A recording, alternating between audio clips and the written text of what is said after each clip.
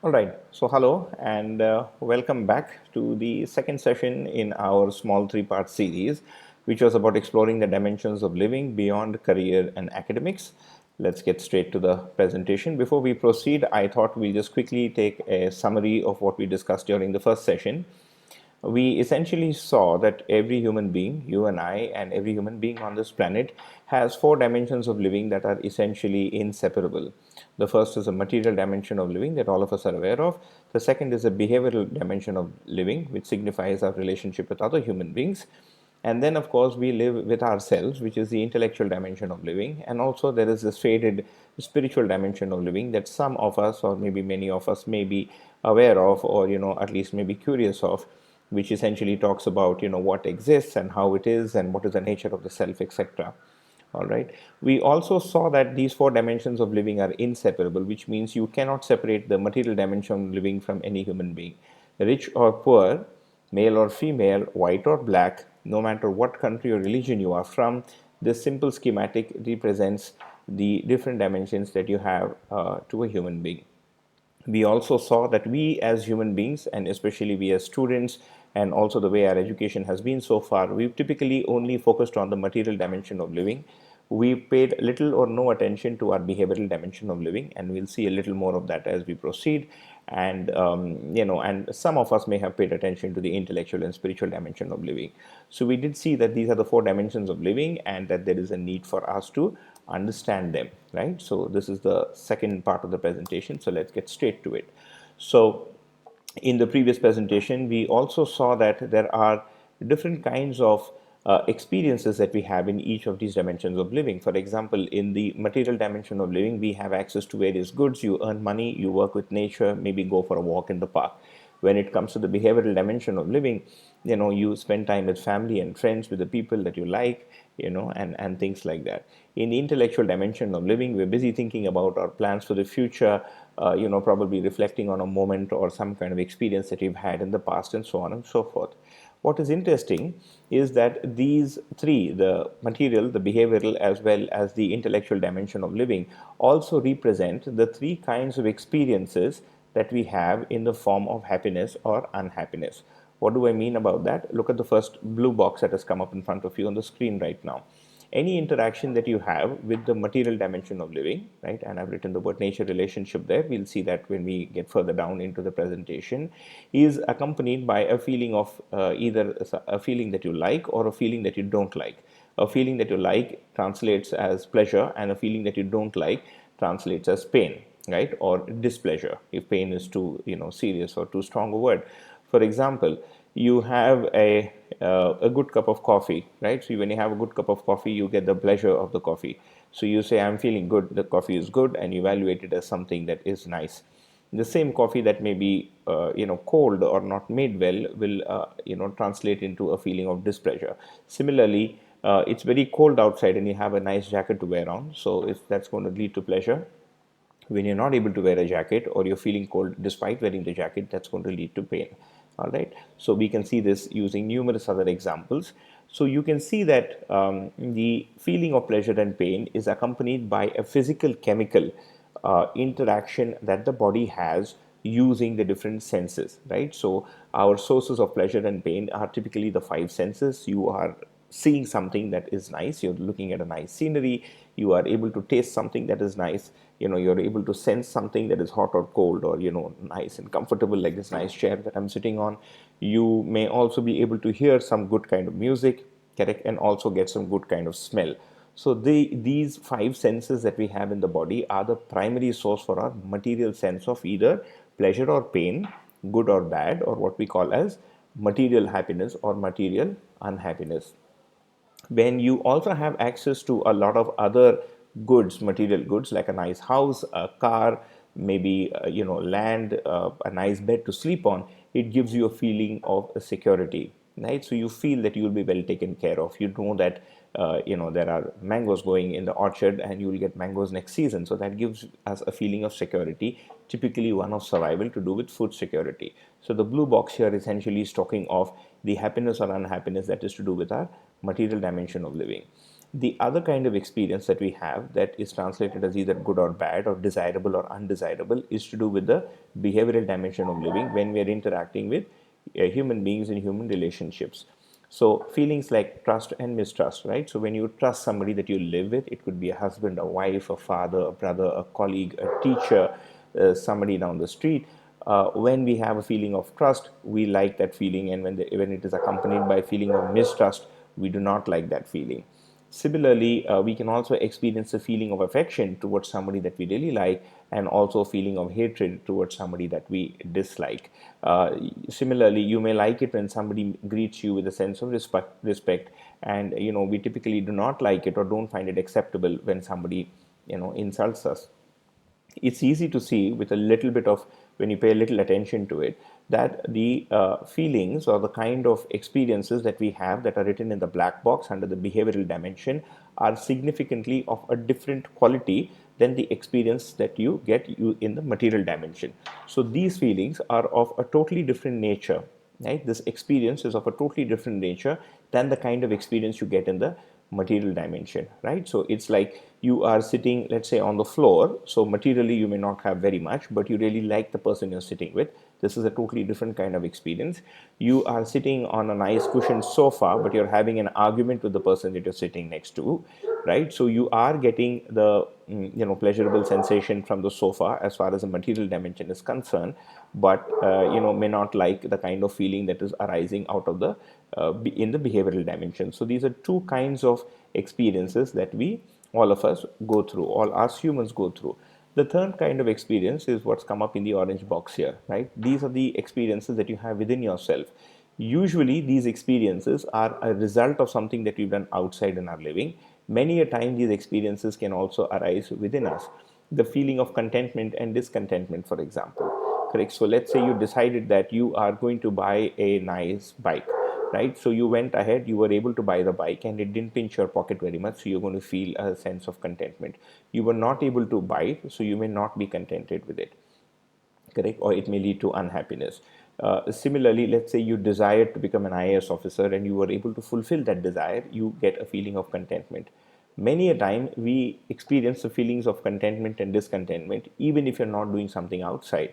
For example, the moment you think of wanting to become an IAS officer, and it is, let's say, at the same time, you get the kind of feeling that you are not good enough to be an IAS officer, or you're scared about the amount of hard work that it's going to take to really become an IAS officer. It's going to be accompanied by a feeling of discontentment. So it's easy to see that the experiences or the feeling of good and bad, or desirable and or undesirable, given in the orange box here next to the intellectual dimension, are of a significantly different nature than the ones given under the behavioral dimension, which were in the back box, which in turn are of a significantly different nature than those given under the material dimension, which were given in the blue box. So this is something that each one of us can figure out by scrutinizing ourselves. So if we were to look at what the key takeaway from this small slide is, you will see that there are three kinds of happinesses or unhappinesses that each human being lives with, right? And we desire a fulfillment in each one of them. All right. So it's not that I can just have good food, but I don't really care about the experiences or feeling good or bad in a relationship. Similarly, I can't say that only living in good relationships is important. It doesn't matter what you feel within, right? Now, there are all these words that I've written here, and you may probably be wondering what the difference between them is. I'll just quickly go through them. You get a feeling of contentment or discontentment, when we are able to fulfill a desire that we have. We have a feeling of peace or conflict, uh, depending on whether our thoughts are, in harmony or they're not. Correct? So whether our thinking is in tune with what we think it should be. The third is you get a feeling of happiness or unhappiness when we are able to acquire something that we wanted, or we are not able to acquire something that you wanted. I'll give you an example. Let's say it's 10 in the night and you suddenly feel like having, I don't know, like a warm pizza, right? If you're living in a city, you decide to head out. All right. So let's say you're not able to find any shop that's really open. There are two things that are going to happen. One is you will not get the pleasure that was supposed to come to you by eating the pizza, so you will not get the physical input, and as a result of not getting the physical input, you're going to be unhappy within. All right. Now, it's also possible that you are unhappy even after getting the pizza because the taste of the pizza may not be good enough. The third possibility also is that you ended up eating the pizza, but you ended up losing your wallet during that journey. Correct. So you're going to have a feeling of unhappiness within. So you can take numerous such examples from your daily life, and you will see that there are these three kinds of experiences that you will undergo. One is to do with the intellectual dimension, which is given in the orange box. The second is to do with stuff that's given in the black box, and the third is stuff that's given in the blue box. Let's proceed. So this is a slide that we had done in the previous part of the presentation itself, and I've kind of repeated it here. What you see in the yellow here is what we just concluded from the previous slide, saying that the four aspects of living, are basically the source for our happiness, peace, and contentment. All right. So, and they are also the source for our unhappiness, conflict, and discontentment. All right. So there are these four dimensions, and of course, the spiritual dimension, like I said, is a little faded. Some of us may have paid attention to it. Maybe many of us don't really have not paid much attention to it so far, and maybe hopefully this presentation will help draw your attention towards it. So what we can see on this slide is that given that this is the sum total of your life, right? You're trying to study and earn and develop something. You're going to be living your life with people. You're going to live with friends and family, and you're also going to have some kind of experiences within. You have to figure out these dimensions of living. Right? In case you've forgotten why we're saying that, let me just quickly refresh you. When it comes to the material dimension of living, we saw that the problem with sensation is that our tastes keep changing. What you like today is not what you may have liked yesterday, and so on and so forth. In addition to that, even eating as much as you want may not really help, because that also leaves you with a feeling of losing health. Even if you, let's say, you earn money, it's usually accompanied by the fear that you may lose that wealth. Sometimes you don't know whether you will be able to get more wealth as you proceed. So these are some of the feelings that you can still experience, although you have access to sufficient material goods. Of course, the fear of losing something in nature is, I think, staring all of us in the face. We've had these kind of problems, and we continue to have them, and there seems to be no respite from it. The problem of pollution and resource depletion that we can see all around us, right? When it comes to the behavioral aspect, I'll just quickly refresh our memories regarding the problems that we see in the behavioral aspect. When you can have a feeling of competition amongst your, let's say, even with your brother. Sometimes you see a feeling of competition even between a husband and a wife, right? Between two colleagues, and so on and so forth. You also have numerous kind of misunderstanding. We also have the fear of losing a loved person that we live with, right? And then when it comes to a society, you can see that there's a lot of exploitation, war, etc., right? So the question really is, what do we do about it, right? How do we go about it? And that is what the remainder of the presentation is going to be about. But as far as this particular slide is concerned, I think we can conclude that number one, we need to figure out these four aspects of our living, right? It's not sufficient to only be paying attention to the material dimension of living. That's one. This means that we need to resolve them, right? The word resolve in Hindi or Devanagari, in Hindi Marathi, is called samadhan. Right? So any Indian language, I think probably, or most Indian languages will have the word samadhan. Samadhan essentially means to have a resolution in these four dimensions of our living, right? And when we resolve these dimensions of living, we know what to do with each one of them. All right. Otherwise, if we don't understand these dimensions of living and we don't have a resolution, in these respective areas, it's quite possible, and I think that's what you can see, as being most commonplace, is we continue to have some gains in the material dimension, but they're also accompanied by problems in the other dimensions, right? So the dimensions 2, 3, and 4 that you see are, equally, or if not more important, and you will also notice that I have numbered them in the order in which we usually pay attention to them, or usually in which we actually experience them, which is we experience the material dimension first, we then experience the behavioral dimension, and then we become aware of the intellectual and the spiritual dimension. As we proceed, you will see that the order of understanding them is exactly the reverse, in the sense that we basically behave according to how we think, right? So if you don't change the way you think, the way you behave is going to remain the same, right? If you don't change the way you think, the way you interact with the material world is going to be the same. And that's what we're going to get into in the next part of this presentation. So the question that comes to mind, a logical question, is if I want resolution in these four dimensions of living, how can I have such resolution, right? The answer is pretty straightforward. The resolution comes from understanding, all right? Why do we say that? Let's see if we can explore that a little bit. What I've written on the first point here is we are resolved about a thing when we understand its behavior. Right? For example, water or ice. We understand that water, although ice is a form of water, water and ice have different properties, right? So we are able to interact with water because we understand how water behaves. You're not going to try to dry yourself with water because you know water actually is going to increase wetness. We are able to plant something on the earth and grow something because we understand the soil on the earth. If you don't have an understanding of the soil there, you will not be able to grow something on the planet. Correct? We understand how to use fire or how to live with fire because we understand its properties, right?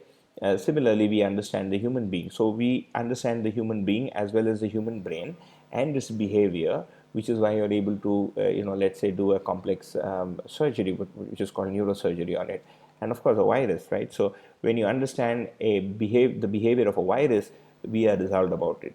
When you don't know how it behaves, then we are scared about it, which is what you can see in the second point here, is understanding how a thing is, the law by which it operates, help us ascertain how to live with it.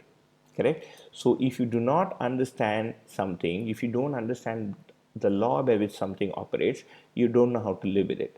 So simply speaking, if you don't understand me, if you don't understand the law by which I operate, it is going to be hard for you to live with me, right? Let's say you have a pet dog, right? And there are different breeds of dogs. Let's say somebody wants to keep a pet tiger and a third person has a pet elephant. If you confuse the behavior of a dog to a tiger, or if you don't understand the behavior of a tiger or what to expect from a tiger cub, what to expect from a tiger when it's 1, 2, 3, 4, and 5 years of age, you wouldn't know how to live with it. We're going to make mistakes, correct? And those mistakes then yield to undesirable outcomes in us, which we then translate as unhappiness. So when we do not understand a thing, you see, we are unsure about what to do. We are in constant doubt, correct? So if you can't make sense of me, you wouldn't know how to live with me, right? We even sometimes end up becoming fearful of it. For example, we don't understand people down the street. We may not understand people of a particular religion.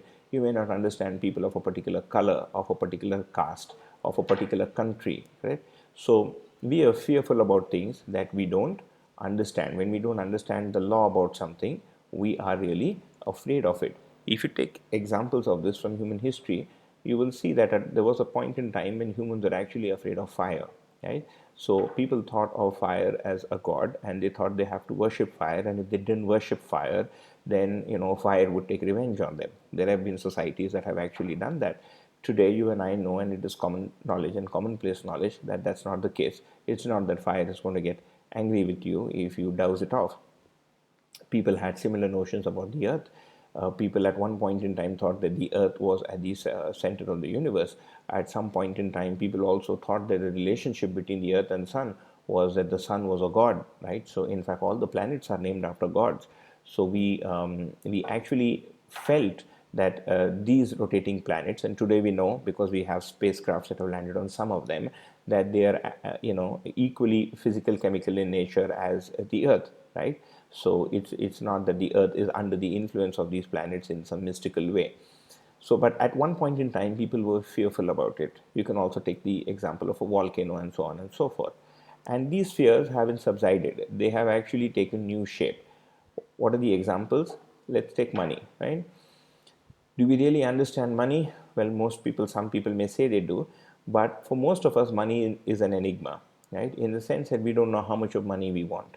When we have money, we are afraid that we will lose it, or we are concerned that we may lose it. We are also fearful of, or concerned about whether we'll be able to earn money in future, during the rest of our lives. A similar example is exams, right? When you don't understand the role that exams play and what exams are really trying to test in you, and and of course, if you don't understand or know the laws that are going to be asked in the exam, if you don't understand the subject matter of the examination itself, you're going to be fearful of the exam. Similarly, a job, when we don't understand what the meaning of a job is in the larger scheme of human life, many of us can also be afraid of jobs. And you will be surprised. It has been about 10 years since I retired from work. I am 42 now. I retired from work when I was 32. And when I say retired, I mean that I don't work in a company. I actually work in many different ways.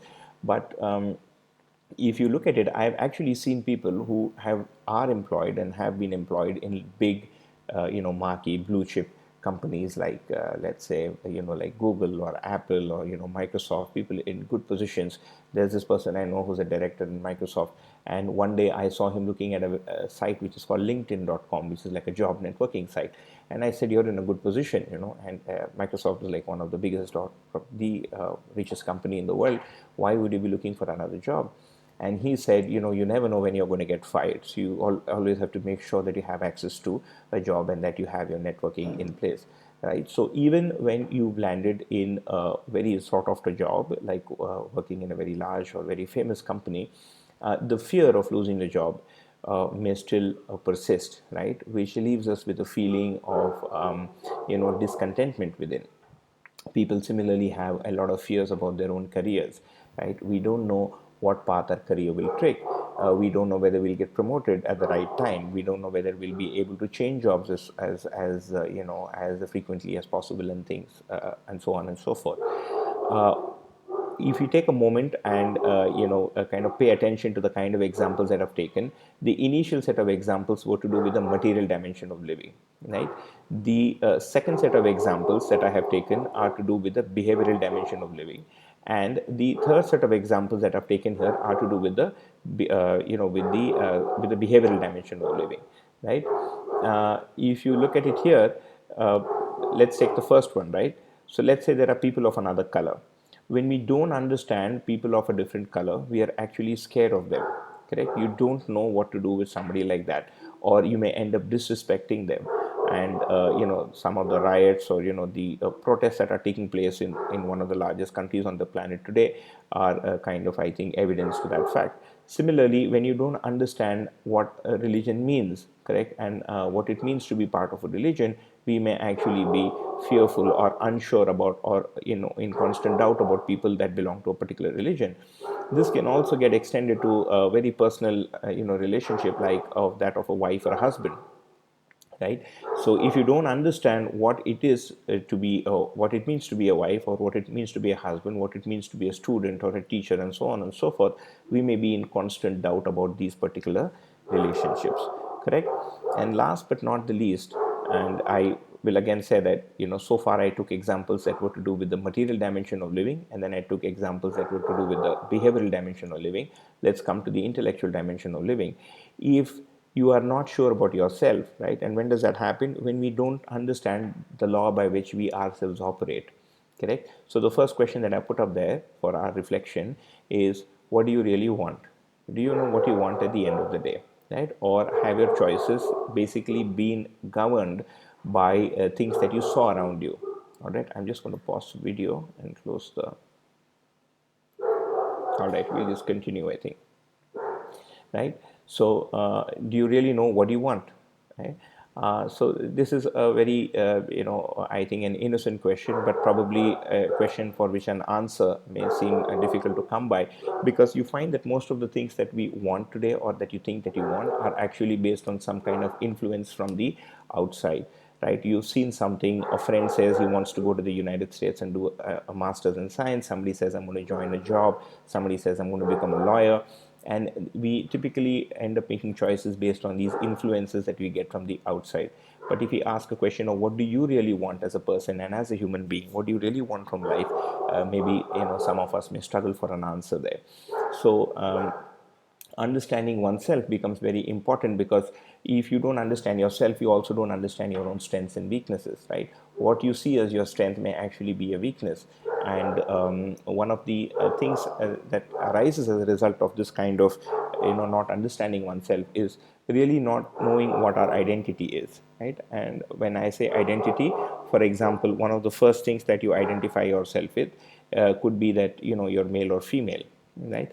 Another way to identify yourself with is by saying you're rich or poor, or that you belong to a particular religion, or that you belong to a particular country, and so on and so forth. But what is it that really is your own individual and common shared identity is a question that I think many of us struggle with.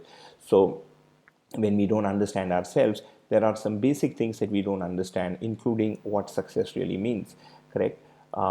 It's interesting to note here that when you're in school, you're told that you pass 10th grade with good marks and your life is set. When you reach class 10, we're told, or we assume that you just have to pass, grade 12 with good marks and your life is set. And the story continues, because after 12th, then you have to get into graduation, and after graduation is post graduation, and then it's a job, and then you have to do well in your job, and then you have to do well in your family life and your married life, and so on and so forth. And that just keeps continuing. So what really is the meaning of success is also a question that we're currently unresolved about, right? And that happens because we don't understand ourselves. So what is the inference from the little discussion that we've had so far? When I do not understand something, I don't know what to make of it. Correct? So if I don't understand myself or a relationship or somebody, another human being, or if I don't understand money, exams, jobs, career, the earth, the volcano, I don't know, a black hole, galaxies, and things like that, I don't know what to make of it. And I don't know how to live with it. So if you don't understand the law by which something operates, you wouldn't know what to do with it, right?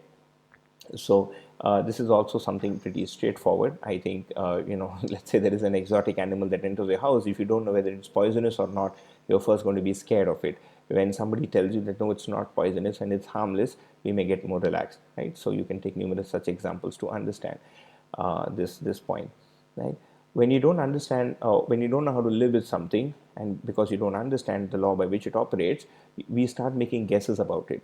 Correct? So you start making guesses about how somebody is, what people from a particular religion are like, what it means to live life, what it means to be a wife or a husband, how to be a mother-in-law, a father-in-law, and so on and so forth, or assumptions about how mother-in-laws and father-in-law should behave, and so on and so forth, right? Or we also tend to ignore it.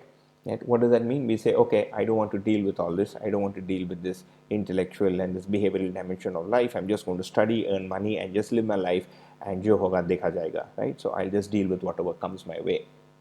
The problem is that even if we tend to ignore it, those dimensions of our life really don't go away, right? You can't ignore people because we are in the midst of people. We can't ignore ourselves because we are always with ourselves, right? And you can't ignore nature because you're sitting on it. So there is no way in which we can actually ignore these dimensions of life. It's going to catch up with us sooner or later, right? Which means that what I really need is a resolution. Right? I need a resolution to all these aspects of my living, which I have expanded here, right? And in order to have a resolution, I need to understand the law by which these things operate. Correct? So when I have this understanding in every aspect of my life, I can then live what is called as a holistic life or a wholesome life. Correct? Otherwise, we're just living one part of life, which otherwise would be called partial living, right? So in the previous slide, we saw that we have the need to understand, and we have the need to understand these four dimensions of living, which brings us to the question of what is it that I'm really able to understand today, right? What do I see today, or how much can I see today as a human being? You will see that most of our focus today, and we've been through this in the previous part of the presentation as well, is most of our focus is actually on the material dimension of living, right? Especially a subject like science, and also some of the other subjects we saw also end up becoming a means to actually earn money, which can then actually get you something material in nature. This has also become the focus of education. So we are going to school today so that at some point in time we can get a job or get qualified enough to be able to run a business so you can earn money.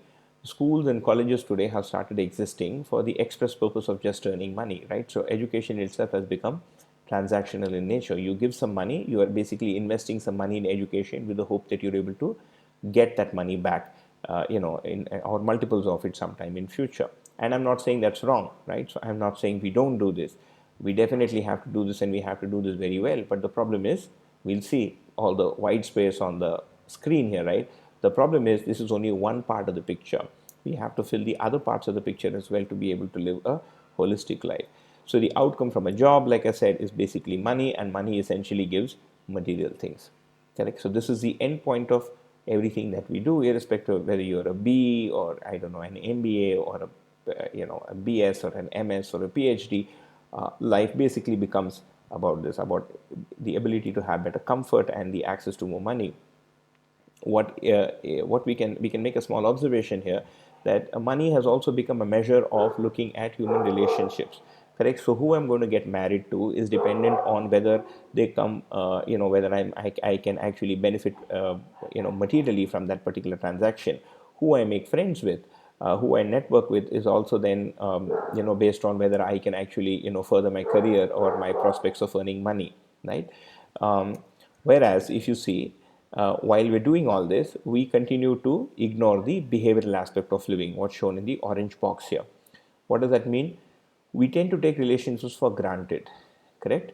So we live in what I've called here as a default mode of living. For example, you earn, you study, you pass out. Let's say you do an MBA. Let's say you get an MBA from Harvard, and you get a good job.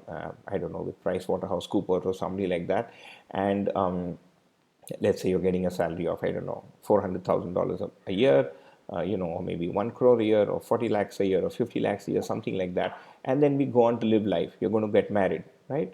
And you're going to have children. The question is, do we know what marriage is? Do you know how to live with a wife? Do you know how to live with the person down the street? Do you know how to interact with your colleagues? Do you know the law by which your colleague operates? Right? And the answer, you see, is something we really don't know. Right? We've just made some guesses about it. So we've tended to take these relationships for granted. Correct. And our assumption about these relationships basically comes from our experiences that we've had since childhood. It is driven by the notions that we've seen in movies, in videos, in video games, in different magazines, in conversations with friends, etc. At the end of the day, we really don't know what a relationship really means. Correct. So we've read a lot of theory around all this, but it's hard to really make out what a relationship really means. And why is this important? It's important because this is going to be one third. This comprises one third of my set of happiness and unhappinesses that I'm going to have in my life, because this is one third. Correct. This is actually not even one third. It's less than one third, because this is just pleasure and pain.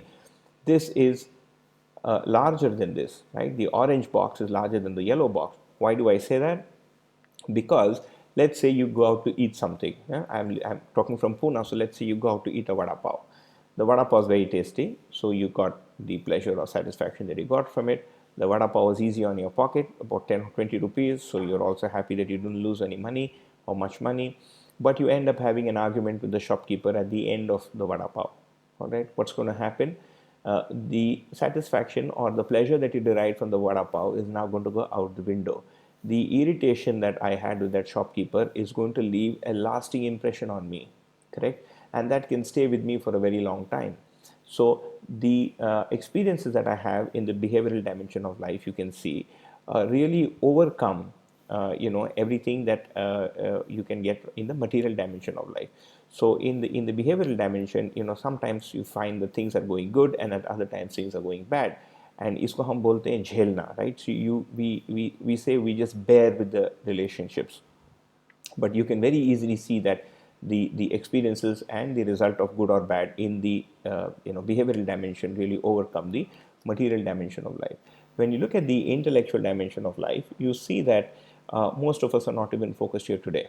It comes as an afterthought. We say, okay, I don't want to worry about all this right now. Let me just get going with my career, and then I'll figure this out much later in life. This is not for younger people, this is for older people.